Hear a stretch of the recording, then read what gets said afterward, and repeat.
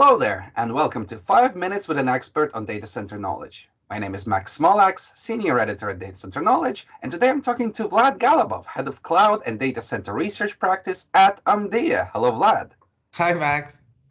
Good to see you in lockdown. You too. I hope you're doing well. And today we are going to talk about the challenges facing cloud and colocation providers in 2022. So the year has just started, but we already see the shape of the problems that are going to dominate this year, right? So let's first talk about the semiconductor shortage, something that started sort of like about the start of the pandemic and is still with us. And I mean, like you might think that the problem is actually getting better, and the semiconductor supply is improving, but that is not the case. So how does semiconductor shortage impact cloud and colocation? And what are people doing to fight it? Well, the semiconductor shortage definitely is, honestly, I think it might be a long-term challenge for us. Many of us predicted that the second half of 2022 will get better. I think the fire at ASML is creating a concern that it might not. Ultimately, we do need to know more details as to exactly what got damaged, and I think we haven't seen the full scale of the details, but it is a concern. The problem is that once you plan a computing platform, whether we're talking about a server, whether we're talking about a switch, whether we're talking about a storage, you use a certain number of components, right? You've engineered it that way. If one component becomes unavailable, you can't just change it. So if only one component out of the supply chain is impacted, say for example the power management IC, that throws the whole thing out of the out of production. So the problem really is that right now, there are certain components that are impacted. Maybe they're going to get better by the second half of the year, but the question really is, by the second half of the year, would something else be the challenge? And what really concerns me is that when we look to the future, say for example, the next nodes, right, the 5 nanometer nodes and the 3 nanometer nodes, there is two foundries really that have the capability to do that, and they are really producing the processors for all devices. The data center is actually a minuscule portion of their output, so it becomes a competition of clients and a competition of devices. I mean, we've talked about the semiconductor wars, we've talked about the foundry wars. I mean, really now we're talking about the foundry client wars, and it might become a matter of chucking money at the problem to try to get capacity space. And really the question is just who's going to win. So I think for sure the semiconductor shortage is going to be a challenge this year. I actually would make a bold statement and say that it might be a challenge for the foreseeable future, beyond 2022 anyway. Yes, and obviously, so when there's a long queue of people with lots of money, like looking to get these chips, like it's not gonna push prices down, is it? It's No, gonna do the it's really opposite. not. So do you think, like essentially, the hyperscalers with the deepest pockets win on this occasion? Yes, I actually think that really the ultimate loser here is the people who don't have bucket loads of money to chuck at the problem. And if you think about some of the industries that are very oligopolistic or monopolistic, they're highly regulated. So there's limits to, for example, what Intel can do within the processor industry because it's being heavily regulated. But the cloud is actually not that. It's actually fairly competitive. There is a lot of players, so it does put the regulation a little bit. It's more difficult. So technically, Amazon, Microsoft, Google could chuck money at the problem and get more semiconductors sooner. And what that really does is it squeezes out the smaller cloud service providers, and that should be concerning to us all, because when it comes to being able to fulfill government regulations at a local level, when it comes to latency in certain places, even when it comes to just trust and existing relationships, or the level of services that you're able to get from a tier 2 cloud service provider, for us all, it's not very good if those guys get squeezed out. And I do think that in 2022, it's going to be a difficult year for the smaller cloud service providers, and likely for the smaller colocation service providers who are trying to do extra services like figuring out the IT installation or purchasing for their clients. It's interesting because at the same time, like all of the cloud vendors, it seems every single major cloud vendor wants to make their own chips, and they are making their own chips, Yeah. and that obviously increases pressure on the chip manufacturers. So do you think like maybe, like this wasn't a great time for all these guys to start, like Apple, Microsoft, Google, like Facebook, everybody's making a chip. I mean, net, whether Amazon buys a million processors that are Intel or buys 200 from Intel, 200 from AMD and makes 600 themselves, I mean, it's still the same number of wafers that were necessary to produce them. Um, but there is, I mean, the semiconductor business is a business of scale. So for certain, if we were all kind of rooting for the same guy, it might kind of help things. I mean, I'm an ex-Intel employee, so ultimately I would always have a level of uh, Respect. respect, yes, but the fact is that they are very behind the roadmap. That's one of the reasons why the higher end of the semiconductor manufacturing is a challenge, because Intel have so many fabs. If Intel could produce the latest nodes, that would make me significantly less concerned about the second half of this year and the next 2 years. So that's really what concerns me. They kind of need to get going, I think, to alleviate the issue. So it's very interesting. At the very top end of the scale, from a performance perspective, the smallest transistors, that's one of the challenge, and then the other one is the very bottom of the scale. That's where we see a lot of the power management ICs, a lot of the you know $3-4 components that are on a server, on a motherboard, that we still need them. So this is really where we have the challenge. These are the two areas.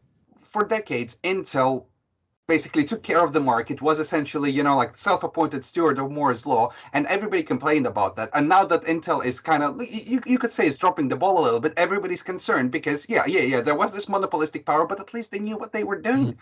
Yeah. And now there's just chaos and confusion, and who knows? And AMD makes all these chips that's supposed to be, like delivering all this price performance. So yeah. It's an interesting time to be at Intel as well.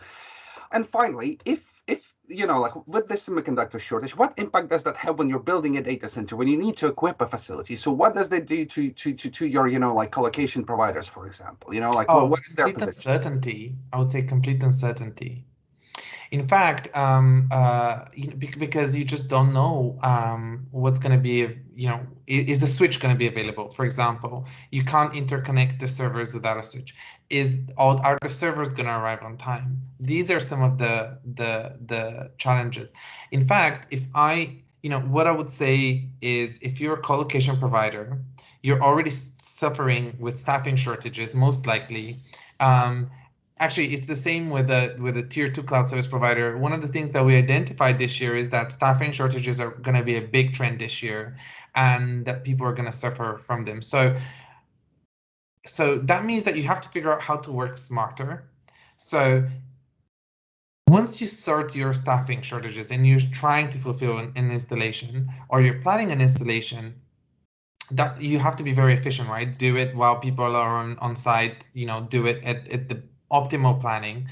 I actually think that one advice that I would give colocation providers is, advise their clients where that not every workload requires the latest technology, and not every workload requires a new server. One of the things that we have seen in general over the last few years is the market for refurbished equipment, that sometimes is even a equipment that was completely decommissioned, was taken apart and then put together, has really um, matured. So it has a level of support, a level of a software ecosystem that in some ways is comparable, but it just creates an availability. So if you don't need the best performance for a workload, I actually think that this is one way to go around the availability challenge, because the likelihood is that we will have an availability challenge throughout the year. So everybody's talking about recycling and circular economies, and you're saying like data center operators, like like there's something to find there, look at it and see if you can, yeah, maybe get by with some recycled equipment. I mean, sustainability is definitely the big talking point, right? The big talking point this year, and I completely, I am convinced that it is the right talking point, and people need to invest. I think that the likelihood is more and more clients will be choosing the companies who demonstrate that they're sustainable. So if you're a colocation provider, we've run many surveys that show that clients are looking for sustainability credentials. So it is worth it. So this is one way to kind of solve two issues with one effort, right? You could demonstrate the level of sustainability credentials and at the same time solve the availability challenge that otherwise might be impacting business. And perhaps also address in part the staffing challenges, but yes, it definitely is something to think about. What I would also just mention is that when we talk about sustainability, it's not just about buying renewable energy. People have to figure out how to use more power efficient equipment, how to um, uh, figure out how to need less resources and emit less carbon through the supply chain. So it is a Water is really a big big thing. issue, right? Nobody talks about water consumption. Absolutely, absolutely, exactly. Water consumption is a huge thing. So it's multifaceted, and getting creative is now is the time to get creative, really. Okay, and finally, so there are staffing challenges across the industry, and again, it's just like in these situations, people with deep pockets win. Do you think staffing challenges will push people into the arms of cloud providers, especially when we talk about something like managed services, where you just like you pay for it and you just forget about it, you don't need to mess with it, you know that it works, somebody else takes care of it. So do you think that's the future we're coming, Tom? I think we'll be foolish to say to assume um, that that's not going to happen. I do think that it is easier for Google and Amazon and Microsoft to hire. That's not, to me, that's not a question. And I think that there's two roads if you're a colocation provider or a tier two cloud service provider and you're trying to figure out what to do. You can either, mope around and, continue searching, or you can figure out an alternative. And I think that there's a lot of automation tools that can enable easier data center operations. Of course, you would always need someone on site. I understand that, but maybe you need fewer people on site. Maybe they need to do fewer hours or be able to multitask better. So I actually would really encourage small and medium data centers, whether they are a co-location provider or a cloud service provider, to figure out how to deploy automation tools in their operations and even AI ops, because I think that is going to solve a bit of the challenge with staffing. Absolutely, and the discipline is maturing. Again, a couple of years ago, it was a little bit pie in the sky. Oh yeah, AI is going to drive your infrastructure. But right now, actually, yeah, as it gets integrated into DSIM, and as people figure out what AI can and cannot do, yes, it becomes absolutely more useful. And I think we're on the cusp of kind of like a serious adoption in the data center. So fingers crossed. If that interests you, we're definitely going to report about it on Data Center Knowledge. And again, well, thanks, Vlad, because I think the interesting thing to highlight here is crisis breeds opportunity. Shortages can create winners and losers, and this is no exception, right? So no matter what happens, it's not doom and gloom. Somebody's gonna win, but the question is, who is it gonna be? Absolutely, it's not doom and gloom, and someone will win. And I think the most important thing that cloud and colocation providers need to remember is that the enterprises are looking to consume more to operationalize more of their expenses. So the enterprise demand for colocation services, for cloud services, is not going away. So from that perspective, what people can trust in is that clients will be there. It's about solving the operational challenges. Yeah. At least those guys don't have to worry about the money. Like that's not going away. Okay, well, Vlad, this has been a very interesting conversation. Thank you. I hope it was very, very useful to our readers, listeners, viewers, and we're gonna catch up again. But like for now, best of luck with your work.